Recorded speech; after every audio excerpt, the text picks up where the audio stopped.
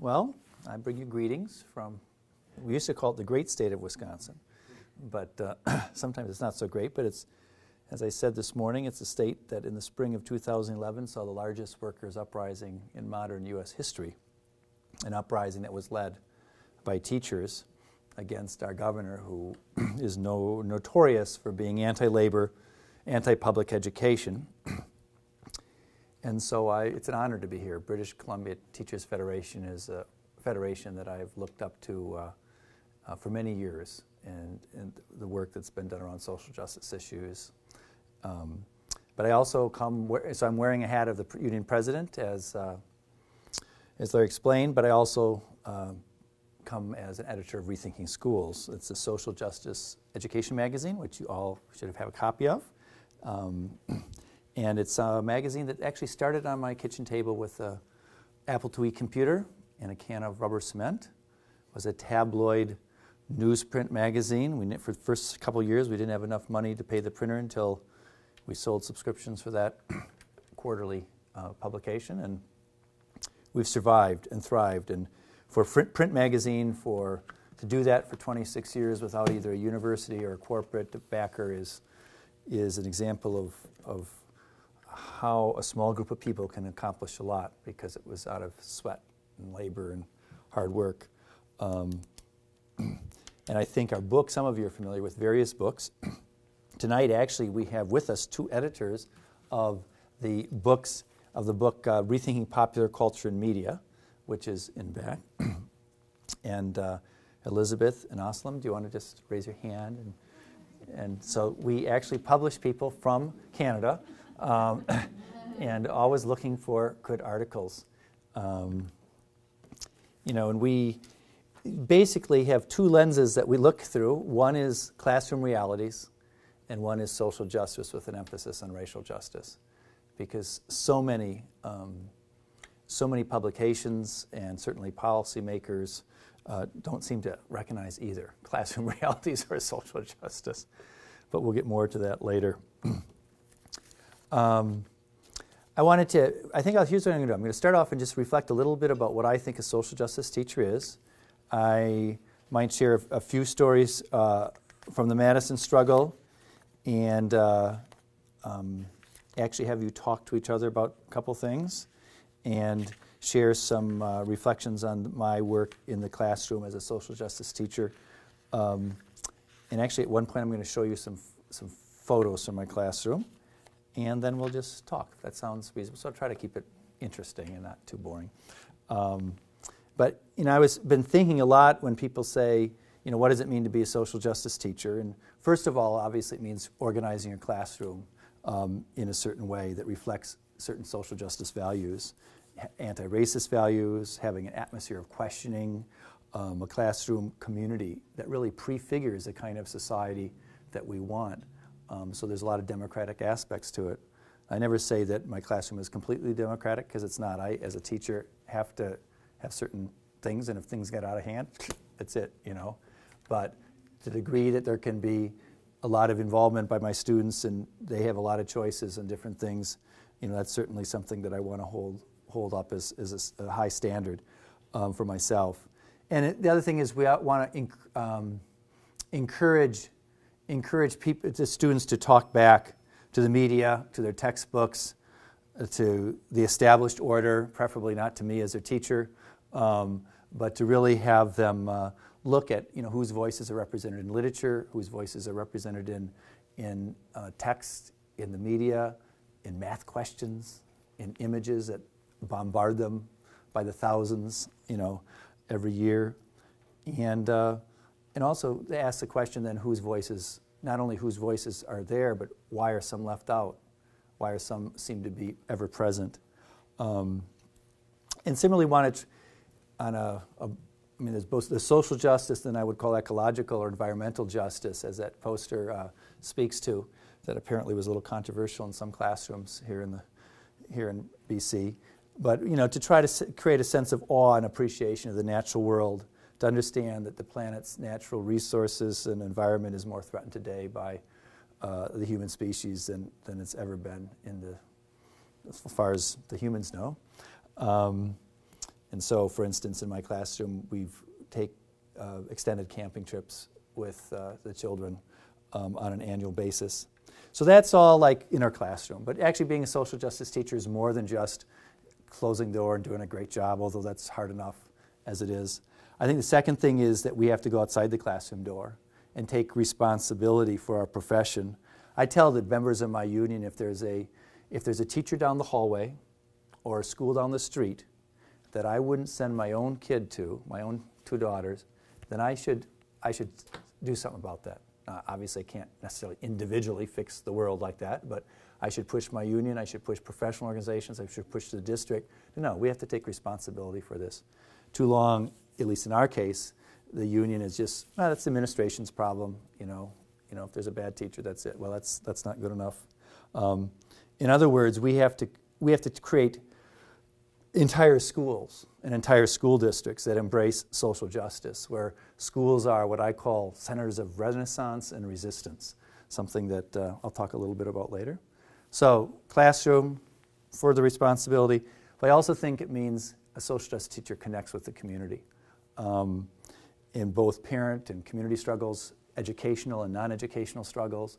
This was one of the lessons that we summed up from the Chicago Teachers Union strike. There's a big strike. You know, people thought they're going to get smashed. I mean, you have everybody going against teachers, but they stood up. But one reason they won is they had spent years developing strong ties with community organizations. And parents came out on the picket lines with them. And they also had demands that reflected the needs of kids. It wasn't just a narrow economic kind of set of demands. They had a whole platform that demanded everything from nurses and social workers in schools to art, music, phy-ed, and smaller class sizes. You know, sometimes, of course, in a coalition, it's uncomfortable because people don't agree with you. But I think as the singer, I like to quote this singer, Bernice Johnson Reagan. She says, if you're in a coalition and you feel comfortable, your coalition is not big enough. You know, you should feel uncomfortable. Okay, the last thing about a social justice teacher, though I think, and this is something that I think here in British Columbia you excel at, is to have an international perspective. And we have to, we know that around the planet, the 1% of the world, which probably doesn't include any of us, are defunding and privatizing the public sector, and particularly public schools. And they're attempting to destroy public sector unions. It's sometimes called neoliberalism, where you defund the public sector and then you criticize it for not working and then you privatize it and shift the tax burden to the working class. I like to echo the words of Indian writer Arundhati Roy, who says, privatization of essential infrastructure is essentially undemocratic. And so we're talking about democracy, not only political, social, but also economic democracy. That's what we should demand. Unfortunately, in Wisconsin and in Milwaukee, the things are going sort of the other way at this point, but we'll eventually turn them around. But I think that one of the ways that we're going to do it in our inner city is to engender more social justice teachers. And it's hard right now because the impetus nationwide in the United States is to be infatuated with data. I mean, everything is data-driven. And we say, no, time out, it should be child-driven, data-informed. I'm not against data. I mean, in fact, you want to look at, I say in one of the several articles I've written, fifth graders have to understand percent, because unless you understand percent, you can't understand inequality. You have to be able to compare different things, and percent is such a powerful tool.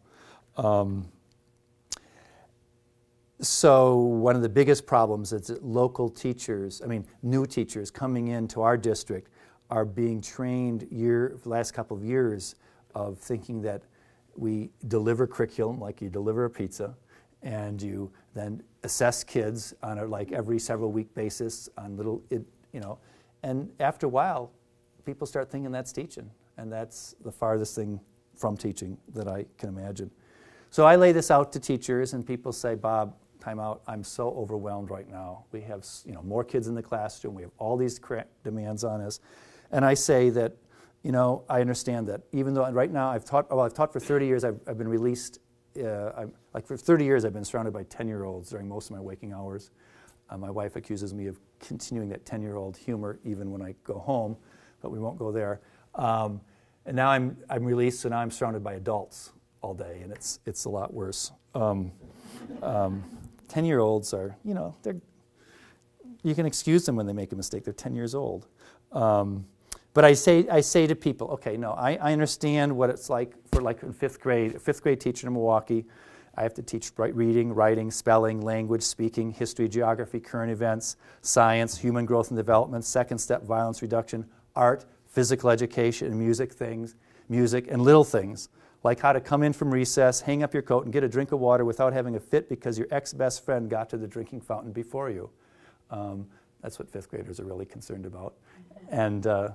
But that's why we have things like the British Columbia Teachers Federation. We have places people can go together because we can't do this social justice stuff. It's inherent, it's impossible. Whether it's in a social justice organization or a book circle or a group of really good teachers at a particular school that you connect with, we have to do it together. And you people are really fortunate to have an institution like people have built over the years here. And I was talking to Larry about how in the United States, in a lot of different communities, teachers have joined and formed these groups for social justice, Teachers for Social Justice. This is a very positive thing. What's sad about it is they didn't feel the union was a vehicle through which you could organize that way. And so we're trying to make that in this, certainly in Milwaukee. But one of the things I think is so important when we think about ourselves as social justice advocates and trying to get other people to be social justice folks is to just help us. We all should reflect on our own histories, our racial history, our class history, our gender history, even our activist history. And we'd be better if we know where we come from. It's easier to teach. It's easier to see our own prejudices, and it's easier to know what we have to do in order to be better teachers and organizers of social justice. So I'm going to tell you a little bit about myself, and then I'm going to ask you to reflect a little bit about yourself. So I was born in Madison, Wisconsin, the capital, where there was a big uprising. And I grew up in a white neighborhood. I attended all-white schools. I went to an all-white church. I watched all-white TV shows in the 50s. Heck, even the house I lived in was painted white, with lead paint, by the way. And unconsciously, I learned that one of the biggest privileges of being white in the United States is that you don't have to think about your race of being white. It's perceived by many as the universal norm. But my life changed when I was 12 years old, when my father moved our entire family to Africa.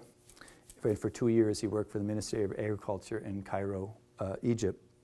And spending my formative years in a country that was not white, that was not Christian, that was not wealthy, and not English-speaking. Even the street signs were not written in Roman alphabet. It was all Arabic at that time. It awakened me, a little bit at least, to the white cocoon that had surrounded me for the first dozen years of my life. And that was in 1966, before the onslaught of globalization. And one incident I'll never forget was on a hot, sunny day. My father suggested we go to a picnic at a lesser-known pyramid south of Cairo called the Red Pyramid. We would climb. And my mother packed a lunch in our cooler, including 2 cans of dietetic soda, because my older brother's a juvenile diabetic. And at that time, that was before sugar-free soda flooded the world market. The only thing you could get in Egypt was Coca-Cola. And so we imported it from 4,000 miles away, these cans of dietetic, I think RC Cola it was called. We climbed into the blue station wagon and were on our way.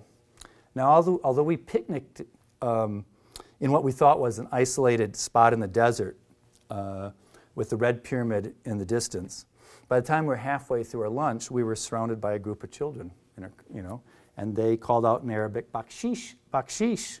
They wanted tip, they wanted money, Their soiled hands poked through the open car windows, begging for a world that would never be theirs.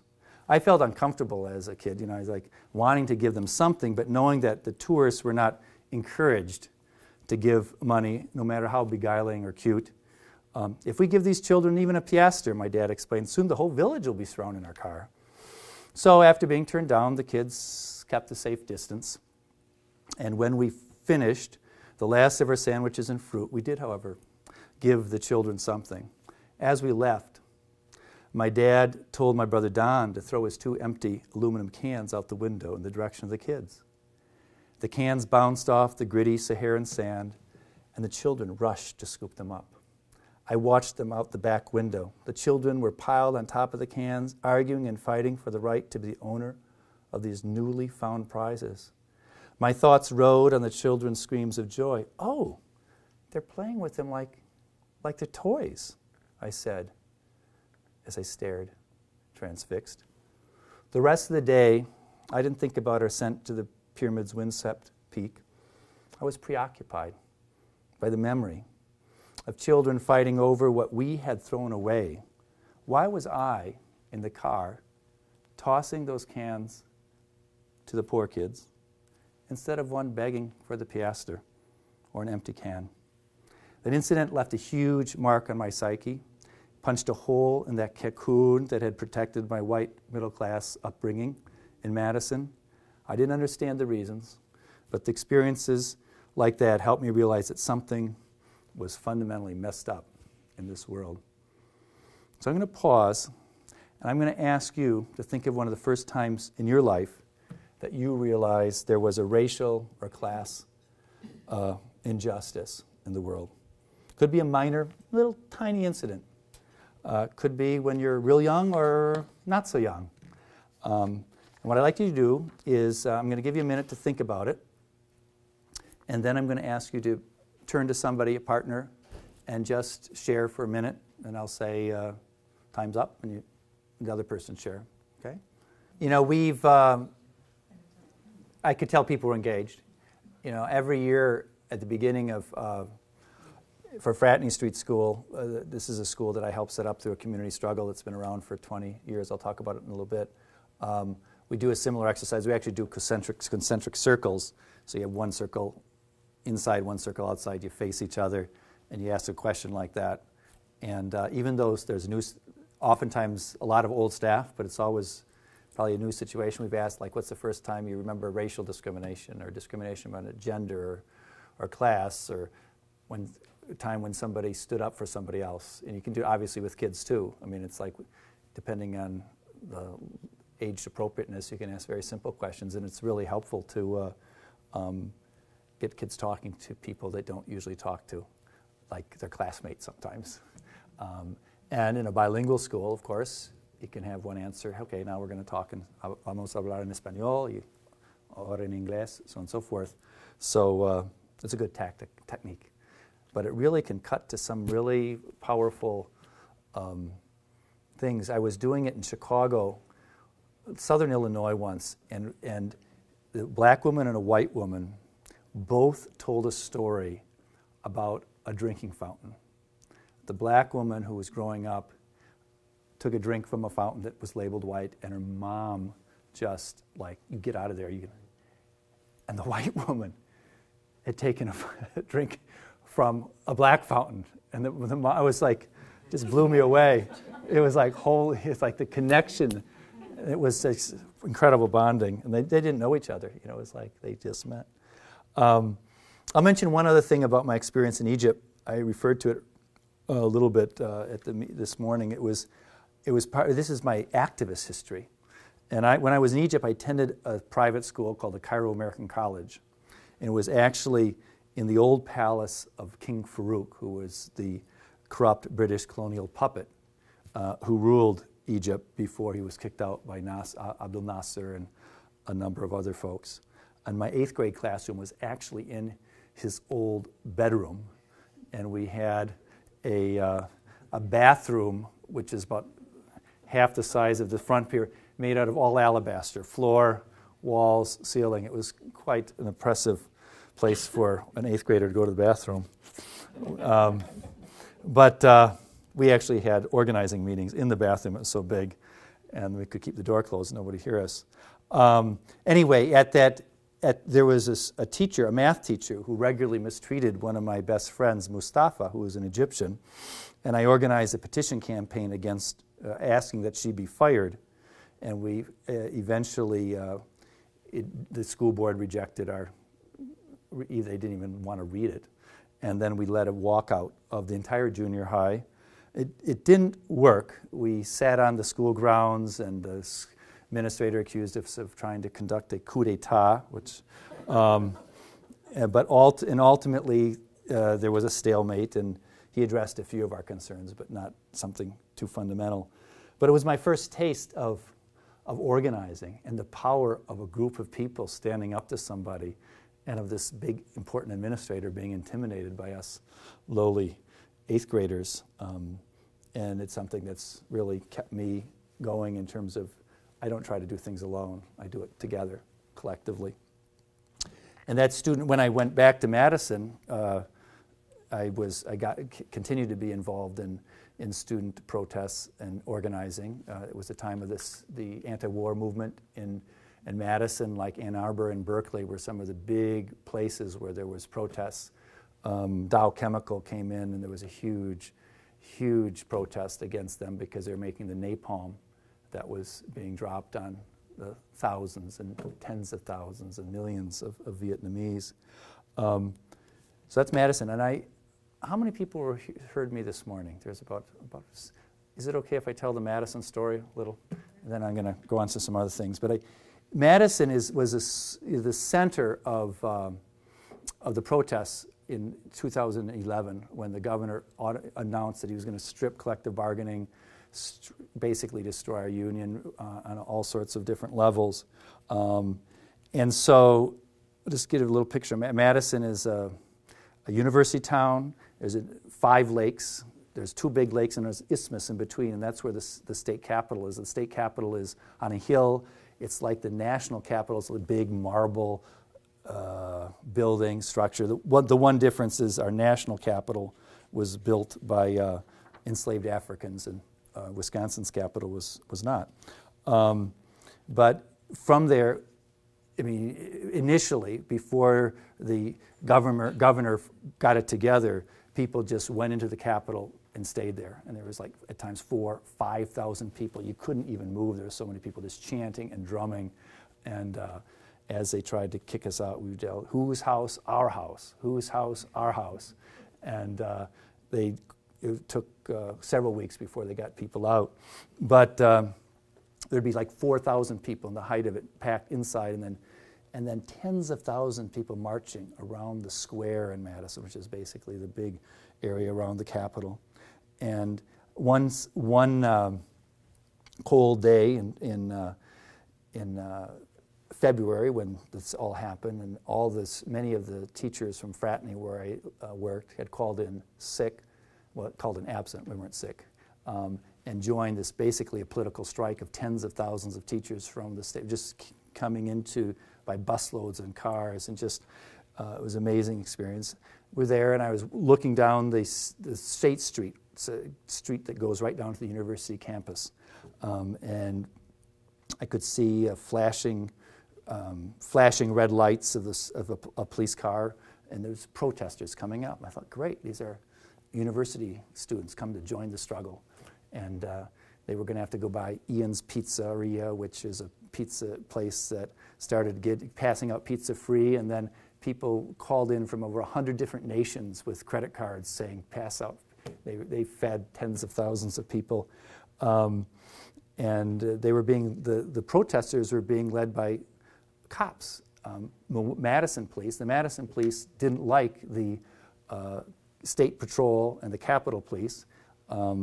They came every day actually as in shirts, Cops for Labor, even though like all the labor unions, the public sector unions, were impacted by Walker's rules, except the firefighters and the police who had endorsed him for political office. Anyway, as the students got closer, I could hear their chants. Their chants included things like, "What's disgusting? union busting. And another famous chant was, "Tell me what democracy looks like. This is what democracy looks like." On and on. People got to beep it on their horn. It was a signal that you could, around the state, if somebody beeped at that, you beep back and you knew you were on the right side.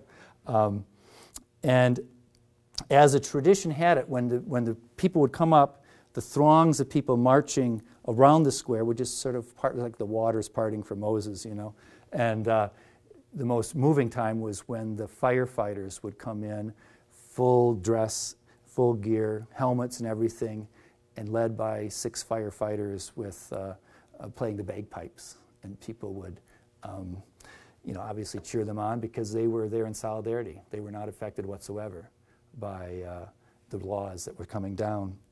Finally, the crowd got closer, and I thought, these people are really, really young for university students. And then I realized, after seeing a placard that says high school students support our teachers, that they weren't university students after all. And I asked one student where they were from, and they said, "I'm from West High School. We shut it down. The entire student body marched out to support our teachers. They've been out for several days, and we knew they'd get in trouble if they stayed out anymore, so we decided to close the school down ourselves." And later that day, I had a chance to talk to them, and as they were going in and out of the Capitol, I told them that was my alma mater, my high school. So it really, hit me here. And I told them that I had organized teach-ins against the Vietnam War, for student rights, around civil rights, but I'd never succeeded in closing down the entire school. So that's like, yes, you did it. Good work. And then I did say that one of the first sit-ins that I participated in at West High School was in front of our principal's office to demand that girls be allowed to wear pants. So we made some progress culturally in this society. And I actually then helped organize a group when in high school, not now, but in high school. It was called Wisconsin Youth for Democratic Education. We published a monthly newsletter, serviced 30 underground newspapers from the state. We bought an old school bus, turned it into a radical bookstore, and drove around and parked in front of high schools. This is the year I was getting out of high school and the year after I got out of high school. And from those days and from what I saw in Madison, one of the lessons is never underestimate the power of youth, their sense of justice. We have, they are our future, and we really have to nurture them. So I tell my 5th grade students every year about this story, and they get a real kick out of it. The idea of not wearing pants, not being able to wear pants is like, and I usually tell them when I play this song, Holly Near's song, Old Time Women. I have a song of the week every week, playing political songs and talking to them about it. Being a 5th grade teacher, I often compare to being a conductor of a relatively dysfunctional orchestra. Because a good teacher is just, all the parts, who's playing what or can do that, and you're just moving, working together. And in 5th grade, in most 5th grades, you have the option of integrating curriculum, into major projects where math and writing and science and social studies can connect together. I encourage my students to do as much critical thinking as I can. As you know, if you read Rethinking Schools, we are really into role plays. So my kids put Columbus on trial. In a little while, I'm going to show you some pictures of a role play like that, just real quickly. You'll see, sort of get a sense of my students. And they also set up clubs during lunch, because it's not during the school days, but during the official time, but during my lunch hour. And there's been clubs against child labor, for saving the neighborhood swimming pool, immigrant rights, rescue our librarians club. They specifically didn't just say librarian, they want to just focus on our school. They were for all public schools. And the Iraq War, and I mentioned that that's one of the side benefits of living in the imperialist country of the United States, because there's always a war that you can get your kids to study and critique. At least there has been ever since I started teaching 30 years ago. We missed a year or two there, but it's probably was going on. We just didn't know about it. And then the students were very engaged in what was happening in Madison. And I'm going to share a poem in just a minute, but our art teacher, for example, I know there's somebody here who's art, right? As all this stuff was coming down, our art teacher had kids make posters of of what they wanted to. And one of the things that they sort of caught on to this idea of this business supports Wisconsin workers. And it was pictures of, Wisconsin, probably Cheesehead or something else, we're famous for cheese. And so then they took these posters out to local businesses during the uprising and put them up and to generate support for the teachers. In my class, I had them write about their concerns. An example I shared this morning was a student who was writing in her journal. The journal I do a journal after lunch and recess. It's, as I say, it's the sit down and be quiet and write in your journal time as they try to reconnoiter. And so we were writing in the journals. I write as well, and the theme was what the budget cuts mean to me. And I went to Eddie Redwine, one of my students of Irish and Ojibwe origin, and she had finished. I knew she was a good writer, and I looked down and I read it quickly. I said, "That's a great poem," and she looked up at me like I was the stupidest person in the world. She said, "That's not a poem. It's a letter to the governor." And this is it, so I'm going to read it to you. A letter to Governor Scott Walker. Budget cuts, an unfair mutiny that destroys the economy and slowly tears apart all humanity and makes the flaws of ourselves that much deeper and that much bigger and that much more hurtful.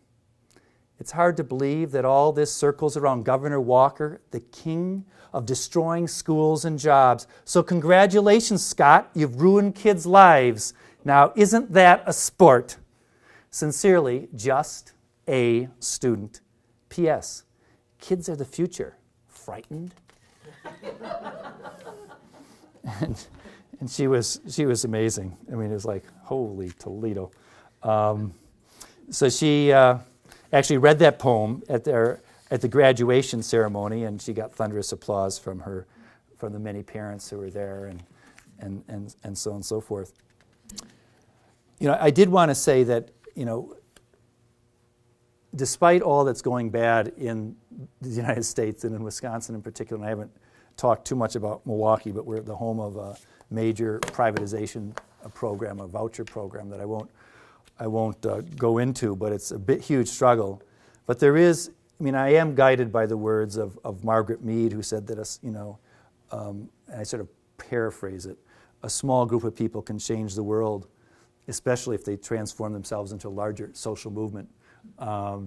It's not, it's not exactly her words, right? It's like, it's true that things start small, but fundamentally, ultimately, the civil rights, slavery didn't end, women didn't get the right to vote because of 6 people. Let's be clear. That being said, Rethinking Schools started small. As we had a study group reading a fairly incomprehensible critical pedagogue, and we decided we needed to write things that people could understand. Decided we didn't want to be satisfied with our local newspaper, which completely, trashed teachers, or the union, at that point our union newsletter, which was just boring as you can imagine, or university stuff, which might be really great theoretically, but has very little ties to what's actually going on. And so we started Rethinking Schools, as I said, and it's grown into into something really, really large, and it's certainly national, international.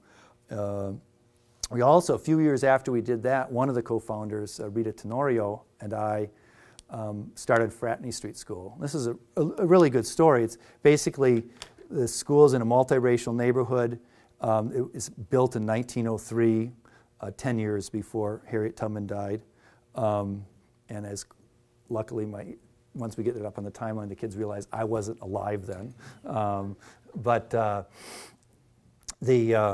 It was going to be raised by the school district, and then they were going to make it into some other things because they were moving the kids into another new school down 6 blocks away. And we put together a proposal, and I called people together, and we put together a proposal for a anti-racist, social justice, two-way bilingual, whole language, site-based managed school. And despite this superintendent opposing it, we mobilized the community at petitions, rallies, and we won. And it was sort of shocking because, being involved in left social things, social movements you're used to losing a lot. And so here we have all of a sudden this school that we can run. And it's been a challenge over the years, but it's been a great place to work. And that's one reason I could sustain myself over the years teaching, because there's this community of people who, not all like-minded, we had our differences, but all in the same realm. I really believe that schools have to have a common vision to function. It doesn't have to always be my vision. I mean, we have, for Milwaukee Public Schools has the largest set of public Montessori schools in the nation. We have like 10 different Montessori schools run by the public. You know, they're not private, and they're available to everybody, which is pretty powerful. And wouldn't be my way of teaching necessarily, but it's powerful. That's where I say this school, like Fraternity, we want it to be a center of resistance and renaissance, sort of an island of democratic hope in a beleaguered neighborhood, a place where not only is the curriculum based on justice, but there's activity, parent meeting, community meetings at our school that are advocating for whatever is just and right. You know, basically I say we should foster civic courage. Civic courage being defined as we should act as if we live in a democracy, because that's really the only way we're going to make a democracy, by living it. So those the lessons from Fraternity and the lessons from you know, Rethinking Schools. As a small group of people can make a difference, but then you have to have a lot more to really make it successful. You know, and I'll just say one other example of a small group making a difference. We didn't use very many textbooks at Fraternity for many years. I mean, there's this guy, Céline Freinet, a Frenchman, who he, in the turn of the 1900s, before World War I, he was really a progressive educator, and he led national campaigns in France to ban textbooks. And I personally think that there are some good things to do with textbooks, like you can analyze them for bias and expose, you know what's not involved in them. But we, let's see, about 9 years ago, there was a new adoption by the district for textbooks. Maybe not that long ago. You know, every 7 years they have to buy new ones because the companies want you to buy new ones. You know, not that the history changes that much. And it was like 3 600-page textbooks in 5th grade about U.S. history, and they didn't mention the word racism once. They didn't mention the word discrimination but once. And of course, you think about it, even if you're a conservative kind of person, if you have any sense of truth, you might think that race had something to do with slavery, for example, or the dispossession of all Native Americans from most of their lands, or the anti-immigrant, anti-Chinese riots, or so on and so forth. So it was actually 4 years ago. It was the night that Obama gave this really amazing speech about race, because he was getting all this crap about being with this Reverend Wright out of Chicago. And I knew this from previous participation in textbook adoptions committee, that these were the way. And so I heard that, and I said, you know, damn it, this is it. We're going to stop this. And so I got these textbooks, I did some analysis, started writing notes to people in the community, and we formed a coalition, the Social Studies Task Force, of the NAACP, Latino groups, Jewish groups, because they don't mention the Holocaust hardly at all. And we actually stopped a $7 million adoption of this textbook. Houghton Mifflin went ballistic. You know, they sent in these suits, you know, to argue with us. And I didn't think we were going to do it. The beauty of that organizing was it wasn't just you're making a demand. In order to be successful, you had to educate people. Like, why isn't labor history in this textbook? Why is the mention of Cesar Chavez just this much? You know, so on and so forth.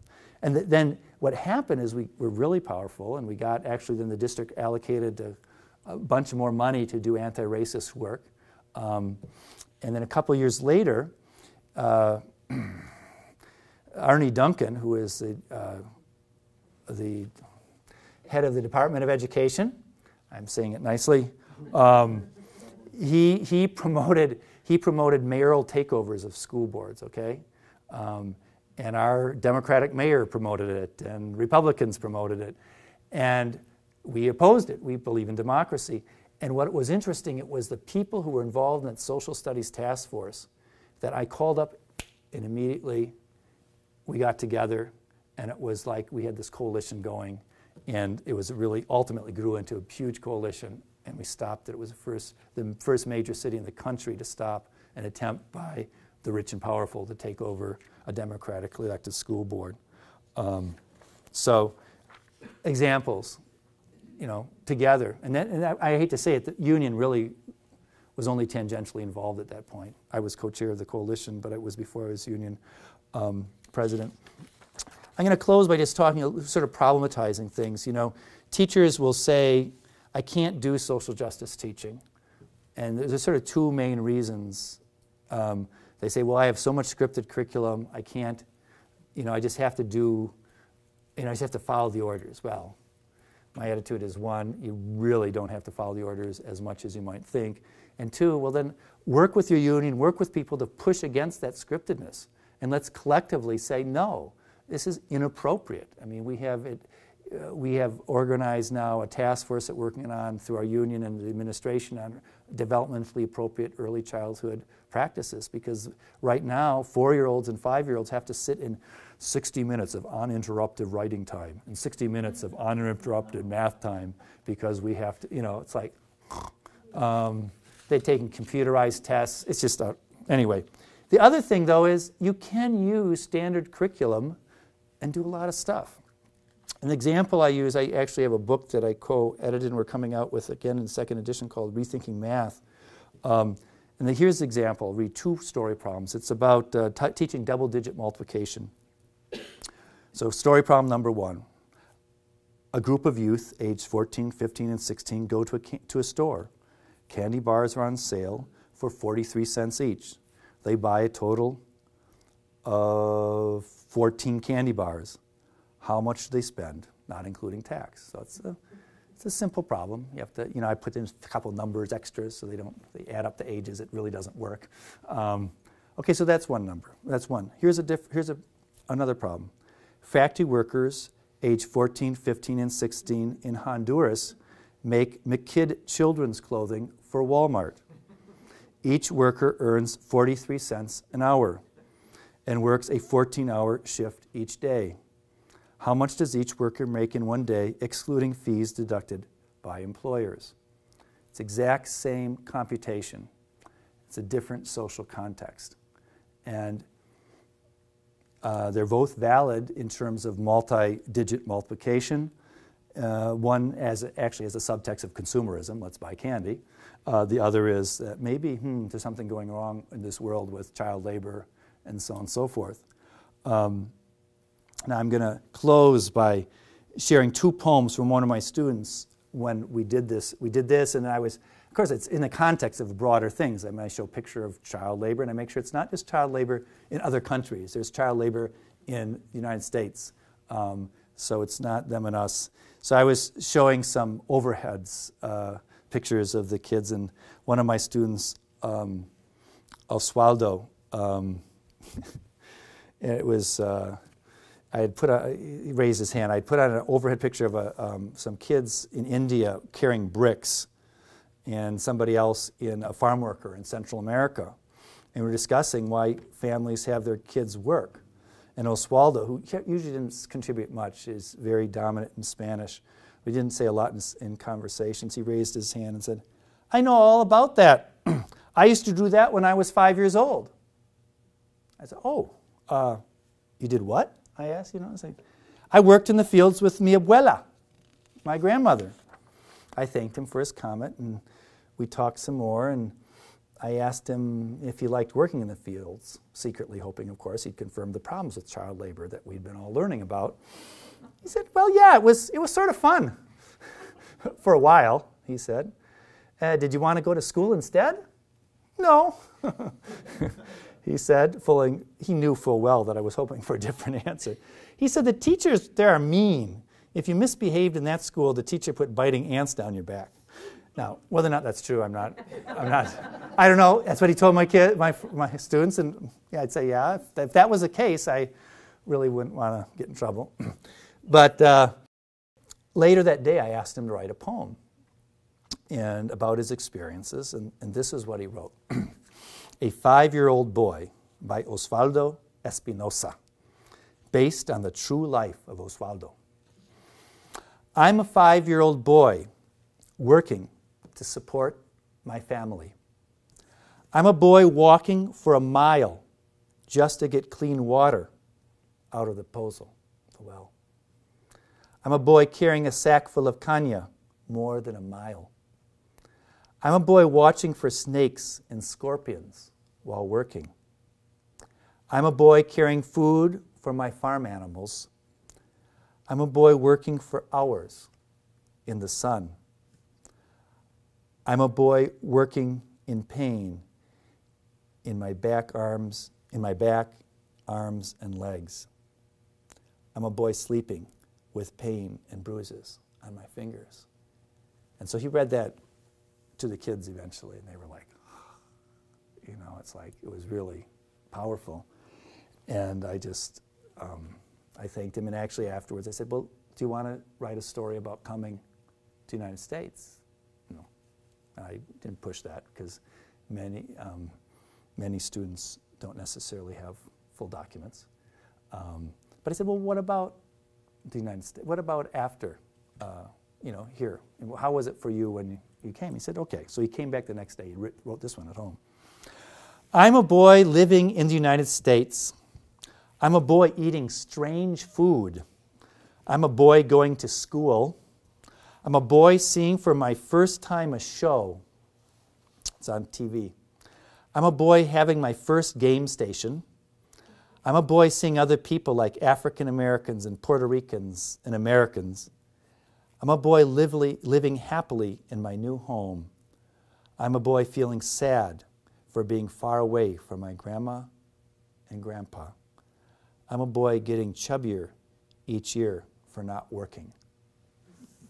And here's a trip. A few weeks later, I was giving a keynote at a math conference on the East Coast, and the name of the conference, the name of my speech was going to be Numbers Count. And so I said to the kids, I hope it's not too exploitative, but I said, can you write about why numbers count? And Osvaldo, this is a while back, you see, because it was addressed to President Bush. He says, numbers count.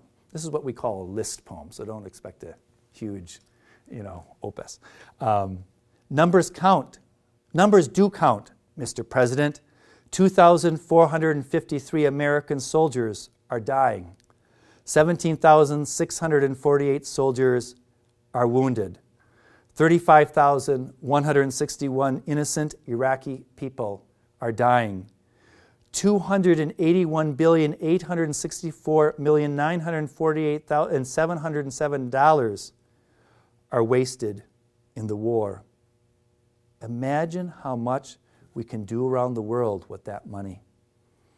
We can feed the needy, build houses, give scholarships, and much more.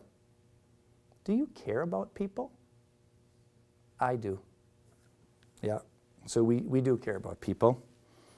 And we wouldn't have gone into teaching if we didn't care about people, especially children. But we also have to recognize that in a class stratified and racially divided world in which we live, we have to do more than care.